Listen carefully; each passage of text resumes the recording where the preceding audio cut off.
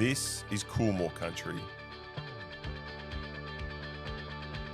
The down under farm of the world's top thoroughbred breeding and racing operation. For 50 years, Coolmore has bred the best to the best, forging bloodlines that pulse with athleticism and endurance. This commitment to excellence has made Coolmore the axis on which modern champions turn. Coolmore's rise to dominance is the result of vision, strategy, and an unwavering commitment to excellence, principles set in motion by Principal John Magnier. His foresight transformed Coolmore from a humble Irish stud into a global powerhouse, reshaping the future of thoroughbred breeding and racing. And now, as we step into the most crucial month of the year for Coolmore Australia, we'll take you inside the modern day Coolmore, where tradition meets innovation and the relentless pursuit of excellence never rests. Coolmore is where elite racehorses are bred, raised and prepared for the world stage, where past, present and future come together on these Jerry's Plains. We're here to walk the land, meet the people and witness firsthand what makes Coolmore one of the most revered names in thoroughbred racing. And at the heart of it all are the horses. Welcome to the Punt on the road, Coolmore. Mr. Tom Moore, thank you very much for having us up to Coolmore. Incredible property, incredible access you've granted us. We're walking into the engine room, so I've never been in a situation where there's so much incredible equine horse flesh, not to mention valuable. We've got So You Think, Home Affairs, the new flag bearer, Piero, Shinzo, a couple of golden slipper winners looking at each other. Yeah, so 2 golden slipper winners there. Hopefully we can add another one to the barn next year and going forward from that. But yeah, this is the business that we're in. Yeah. We're standing these stallions that have a certain set of credentials that allow them to be here on the farm.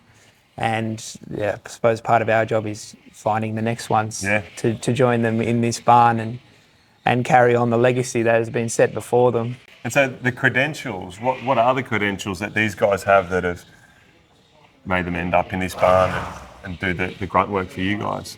Well, I suppose the 3 things that everyone talks about when it comes to finding a stallion of significant value is pedigree, performance and physique. So they need to tick those 3 boxes at a certain level to be able to justify their position here. This is Home Affairs, so he's looking at $1 million. Actually, I haven't seen him in a while. Yeah. He's probably going to be a bit fresh because he hasn't covered a mare for a few months, but he was the busiest stallion in Australia last year. He covered 225 mares. Wow. But he's the best son of I'm Invincible. Yes. Coolmore were lucky enough to buy him as a yearling at Easter for a good sum of money, like $875,000. Broke his maiden in the Silver Slipper. He was a high-class horse from day one. Broke him in here on the farm. Evan and his team broke him in here, and then he went off to Chris Waller and was always highly regarded, but was improved from 2 to 3, as a lot of I'm Invincibles do, and was dominant when he won the Coolmore that day. Yeah. J-Mac on board. J-Mac stood up in the irons as he goes past the post.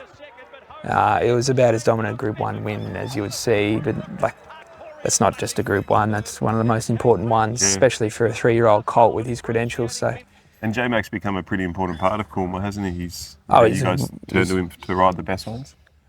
Anyone wants to have J-Mac on their horse, he's one of the best jockeys in the world. For sure, yeah. So he won the Coolmore on Home Affairs, he won the Coolmore on Switzerland. And this guy won the Lightning too, beat Nature Strip, didn't he? Yeah, so when he did that, to come back and go again as an autumn 3-year-old and do that sort of thing is pretty rare. He was the first 3-year-old to win the Lightning since Fastnet Rock before him, so it doesn't happen every year. An incredible racehorse, just fast, great cruising speed.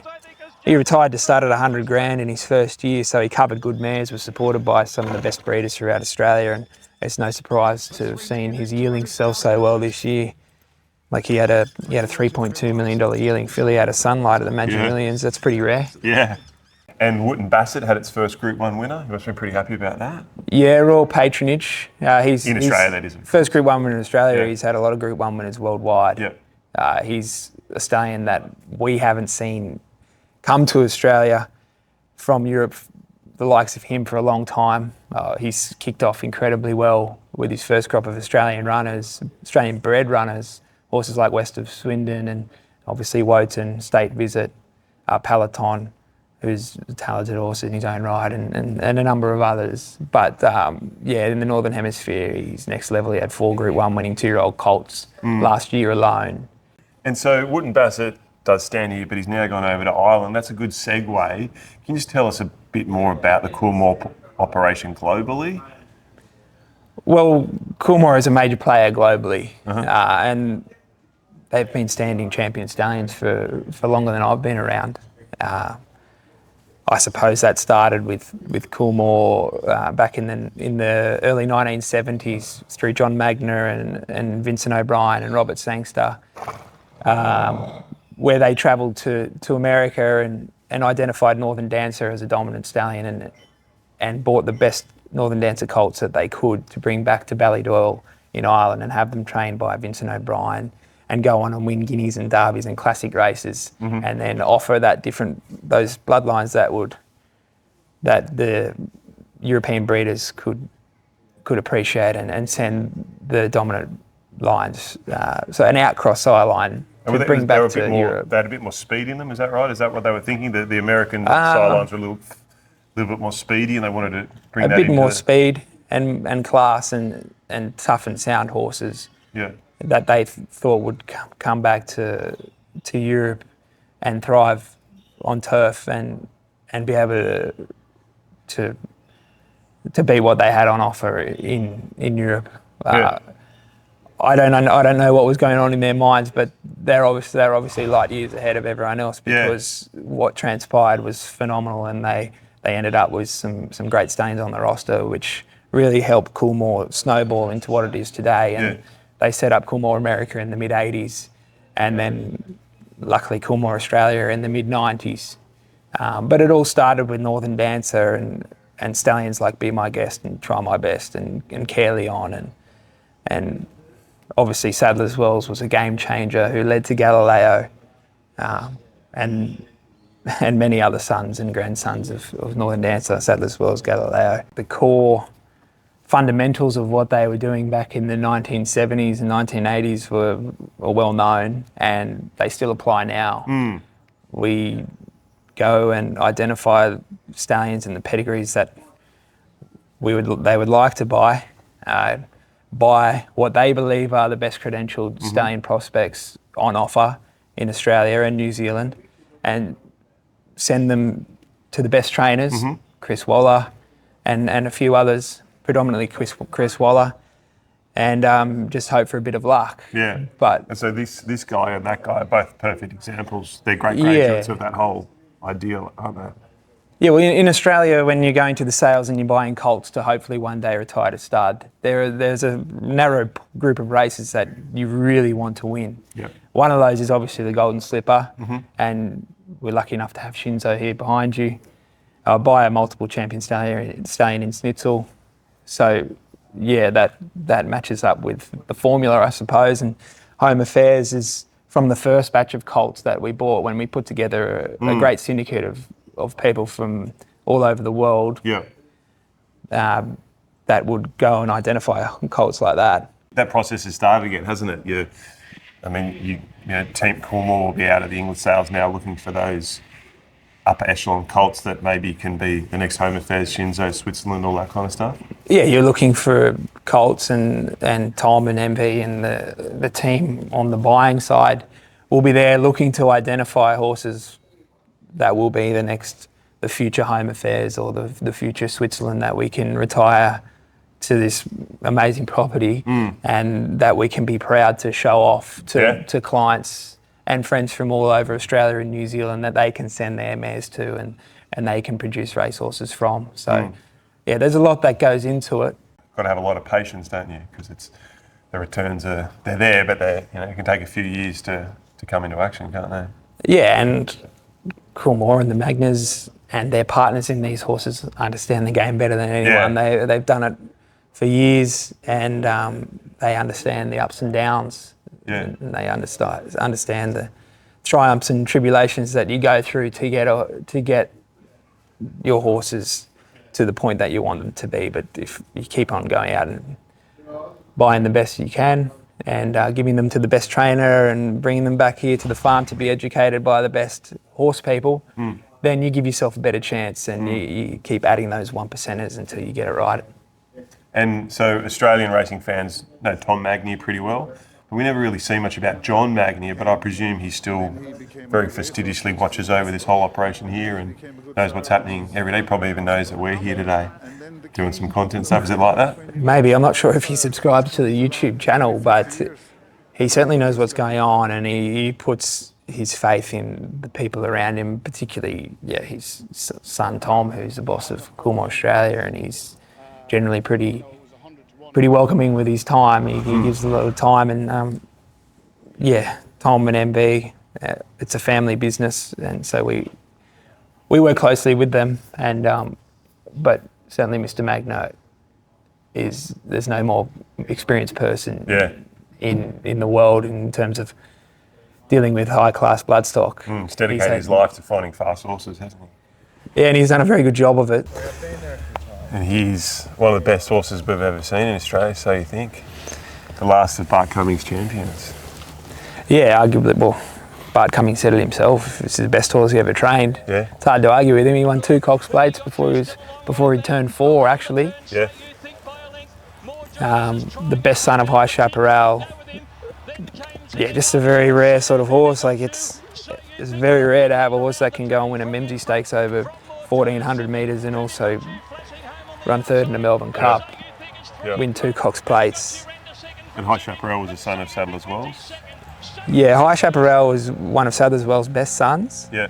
And this is High Chaparral's best son, there's no doubt about it. Top class stallion in his own right. Like, to be able to regularly produce top class horses like Think About It, Think It Over, Nimmerly, Nikita Jane. You look at the Coolmore legacy over the last 40 years and there's 3 horses that really stand out. You've got Sadler's Wells, Danehill and Galileo.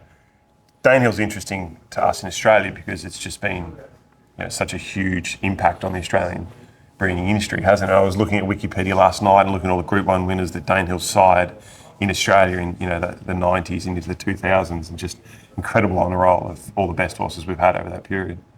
Yeah, well, they're some of the greatest stallions in history, but not only are they great stallions, they're great sires of sires. Mm-hmm. So their sons have gone on to do great things as stallions. Yes. And that's even more rare than, there's plenty of good stallions out there, but there's not that many great sire of sires.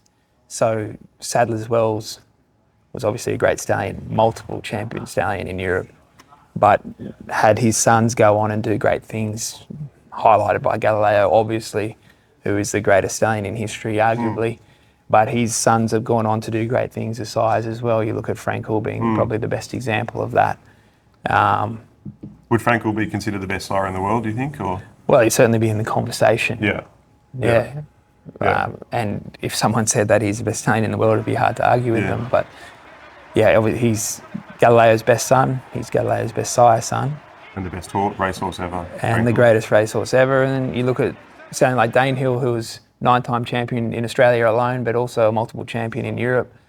And how good are his sons as sires? Like you said, Redout's Choice and Fastnet Rock were both born here on the farm. Fastnet Rock was a multiple champion sire here at Coolmore and incredibly important stallion for us. He's pensioned now, but he's still here living out his days. And of course, Via Sistina's by Fastnet Rock. By Fastnet Rock, out of a Galileo mare. So that's a great cross, great bloodlines, and probably one of the best horses in Australia at the moment. Maybe the world. Maybe the world. But finding that next dominant sire of sires is what keeps a stallion farm like this going. And it's as you mentioned before, as you alluded to earlier, it's a long process. But you keep putting horses like Shinzo and Home Affairs in the barn and you give yourself every chance of succeeding. Where are we off to now, mate? Yeah, so we'll just go down to the bottom flats, is what we call it, and show you some of the next crop of foals that we've got. Most of the foals have been weaned off the mares now. And how many staff are involved in the whole yearling preparation process for the Inglis Sales? What's the team of staff that get the yearlings ready? We're pretty lucky. We've got a great team of staff, but we're also lucky that Coolmore has operations in Ireland and America that staff can flow between. Yes. We get a lot of staff that come out to Coolmore Australia after working at Coolmore in either Ireland or America. And some choose to stay, some go home, but there's a great community of staff that work for Coolmore. It takes a big team of staff. Michaela, who we're about to meet down here, has been with Coolmore for a number of years. She's a young girl but very capable, and she's in charge of this area. And yeah, we have a lot of people like her who start at a young age and stay, and it's a great place for them to learn the craft. Sure. There's a number of people throughout the industry, not only in Australia but throughout the world, that started off at Coolmore and went on to do great things. It's not by accident. Yeah, Henry Field, for example. Henry's a great Coolmore, example of that. Yeah. He spent many years here when he was in his younger years. James Harron, Sebastian Hutch, boss of Inglis, Jim Carey, who's the manager of Newgate. They're only a few examples of people that have gone on to achieve great things in their lives post Coolmore. And so these foals we're going to see, they're not involved in this Inglis Easter sale, but the next one. Well, perhaps you'll see a number of these foals go to Easter next year. There's still a long way to go. Easter is one of the showpiece sales of the year. So there's every chance a few of these will end up at Easter next year. One quick question before we get out. The $10 million Winx filly last year, did that blow you away that went for that much, or did you get a feeling it was going to go for that much? Oh, we'd never seen that sort of attention around a yearling before. Nothing even close to it.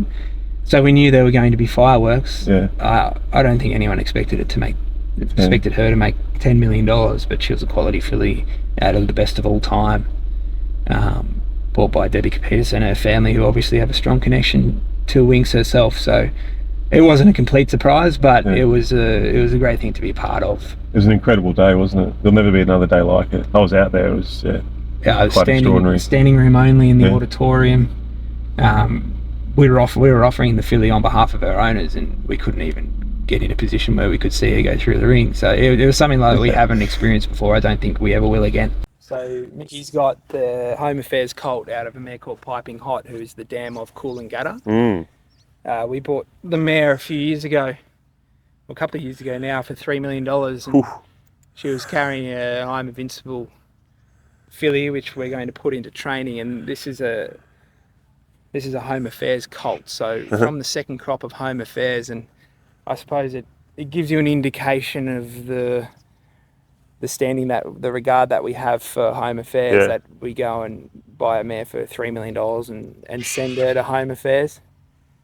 It was a reflection of the quality of his stock on the ground in his first season, which are now yearlings and have already sold for big prices, that we sent such an important mare to Home Affairs, and you couldn't be any happier with the quality of this colt that we've got. He'll go to whatever sale you want him to go to next year. And you mentioned Justify, so obviously Storm Boy's by Justify. What's the update on Storm Boy?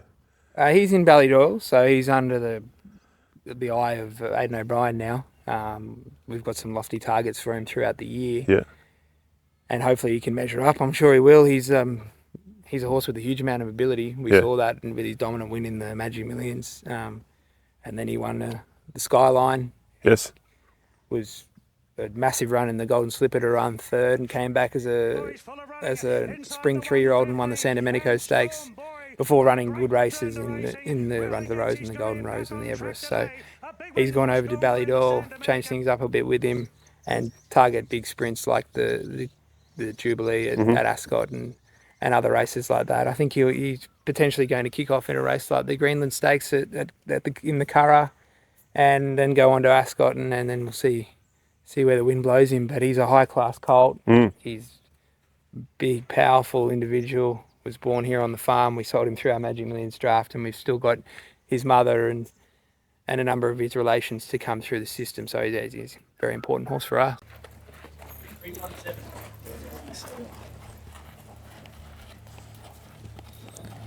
This is a good colt.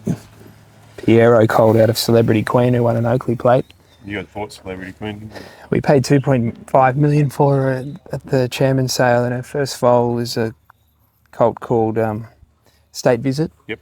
who won very nicely on debut the other day at Canterbury. Kieran Maher trains. He's racing in the Pago on Saturday. So this would be one of your top lots, wouldn't it? Well, he's certainly right up there physically. There's not too many that you'll see that are better than him physically. Yeah. And that State Visit is, beautiful physical. I remember Tom showing him to me as a foal, and when just identifying the nicer Wooten Bassets, he was a standout in Tom's mind, and I was with a couple of guys and they loved him as well.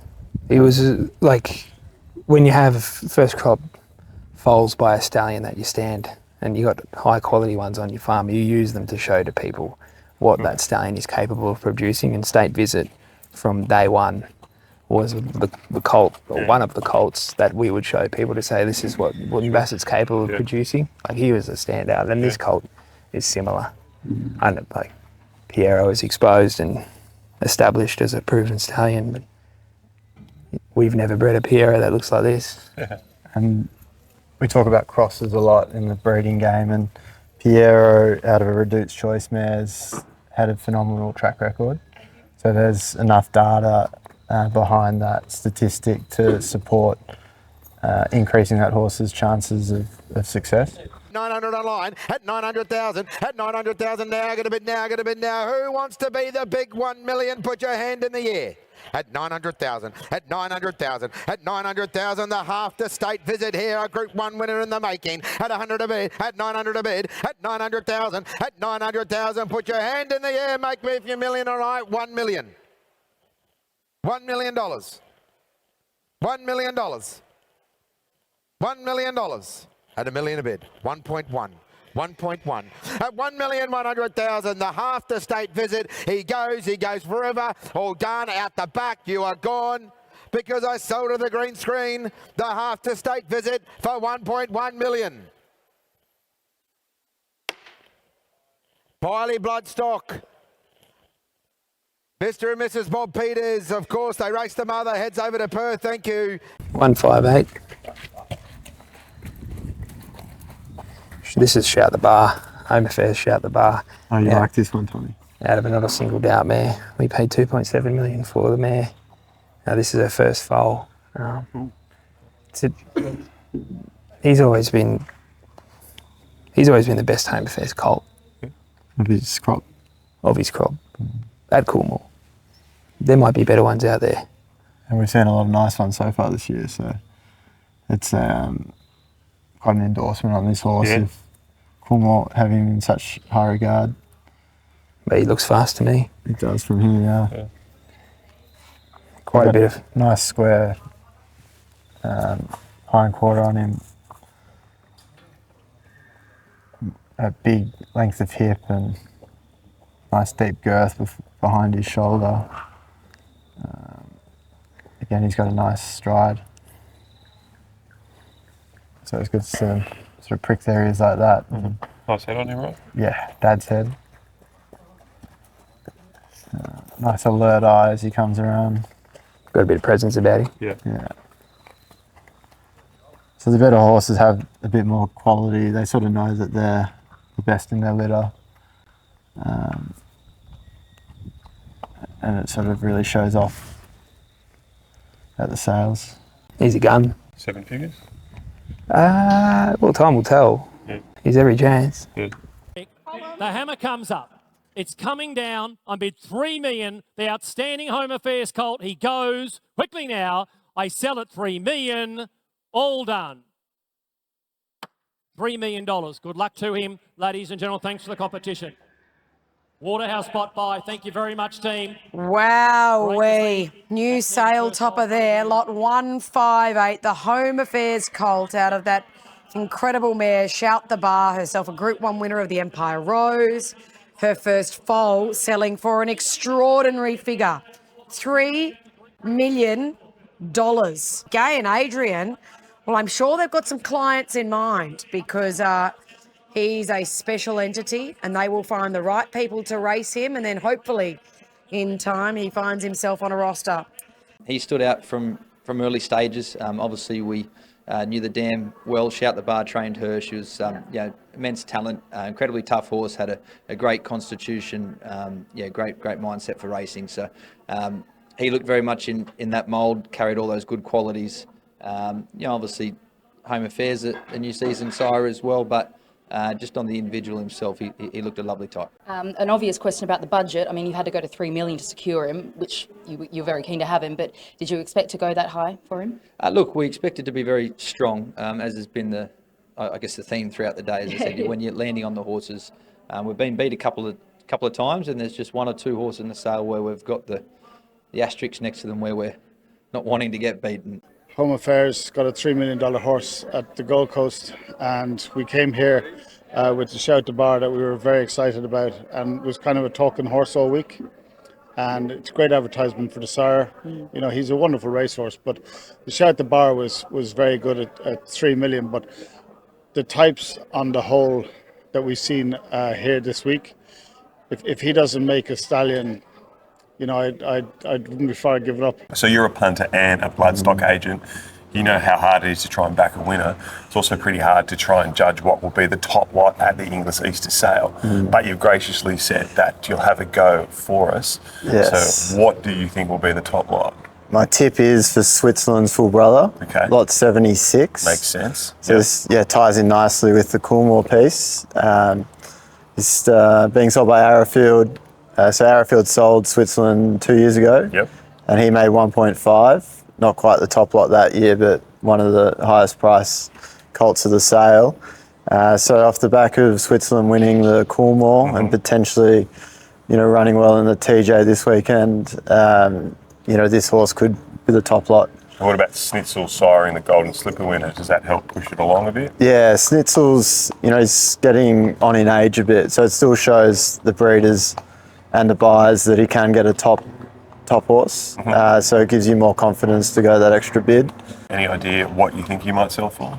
Let's say upwards of $3 million. Ooh, that's strong. Yeah. Because generally 3's kind of been the ceiling, hasn't it? For any kind of a horse. It's very rare it gets up that. Yeah. Yeah, if a colt selling for over $3 million would be significant, wouldn't it? Yeah, very significant. The Home Affairs filly in January made 3.2.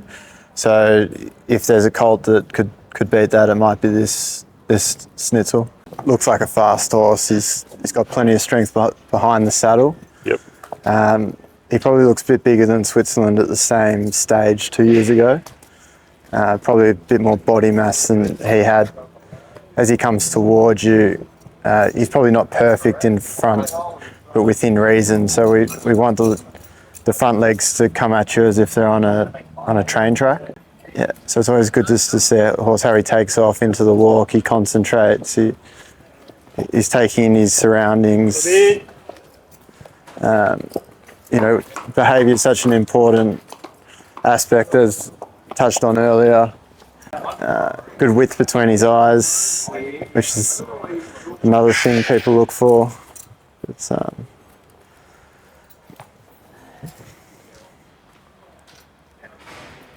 he's got a nice jowl on him, so just below his eye, it's a sign of good masculine trait.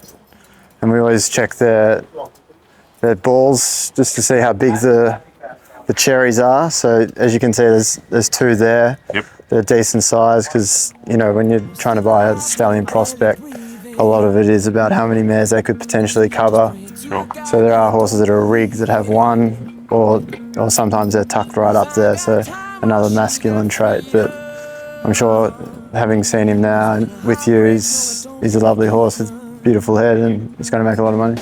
Here we go. This is one of the big lots of the day. Lot 76 is a bay colt presented by Arrowfield.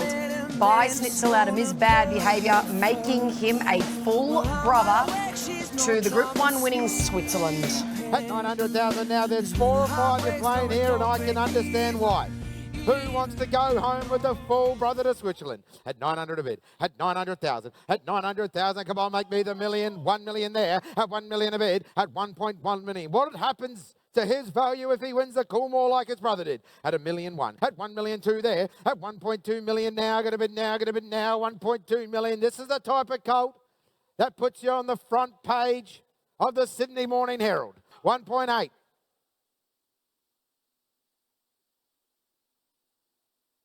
$2 million. $2 million. At $2 million. At $2 million. At $2 million. 2.2. At 2,200,000 once, twice, 2.4. 2.4 fresh blood. 2.4. At 2 million at 2.5. 2,000,005. At 2,000,005 out the back. At 2,000,005. At 2,500,000. At 2,500,000. Well, the colt to the sale, the colt to the year, he goes. At 2,500,000, he goes forever. At 2,500,000, I sell him out. The full brother to Switzerland, he goes 2.6.